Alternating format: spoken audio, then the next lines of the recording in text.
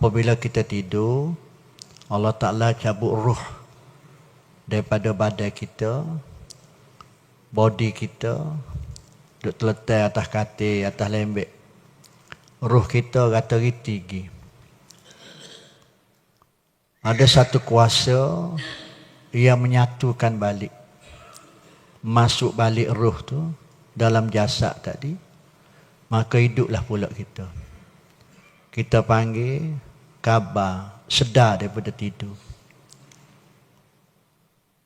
Langsunglah kuasa tu mengajar kepada kita supaya biar kita belajar jadi hamba yang berterima kasih. Langsung diajar kepada kita supaya kita kata alhamdulillahillazi ahyana ba'dama amatana wa ilaihin nusyur. Terima kasih banyak ya Allah, telah hidup aku setelah memati aku.